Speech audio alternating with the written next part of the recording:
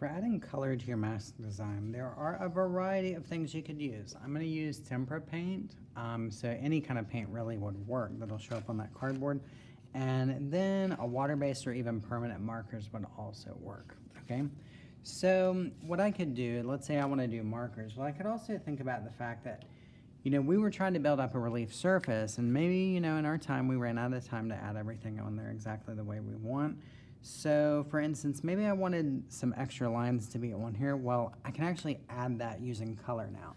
So by using the marker, I draw that design on there, and then maybe I add some sort of pattern effect that I saw in some of the masks. That's something I saw the artist use quite a bit. And you don't want to think, I'm going to take my marker and color the whole mask. That's not exactly practical because you'll probably end up using up all your markers if you do that just on this one project. You need to kind of keep in mind, well, the cardboard is already this sort of light brown color. So when you put a color on there like this orange that I'm using, that's actually coming out a little darker than the orange would come out on white paper. So I need to kind of anticipate the colors are going to look a little different than they normally would.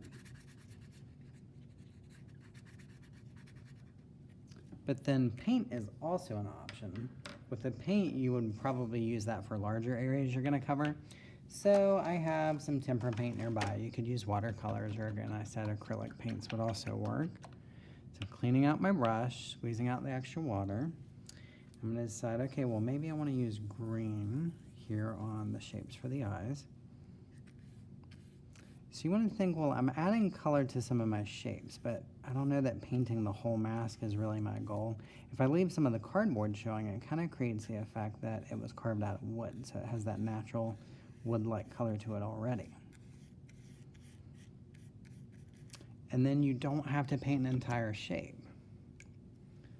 So maybe I'm going to repeat a color I've already used. I used black on the marker, so I'm going to try that on the paint. So instead of painting the whole shape here, I'm just going to go along here and do this part and then this part.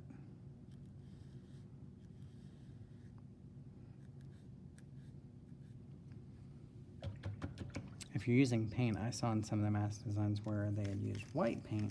So the nice thing is if you're using markers, there's not really going to be a white marker unless it's a paint marker. This white's a little dirty, so I got to clean it out before I can use it.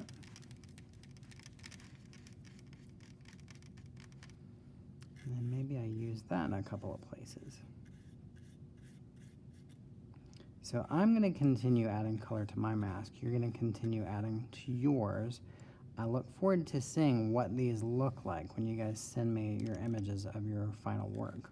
So do not forget to submit your assignment so that you get credit for doing it. All right, guys, good luck, and I look forward to seeing what you send me.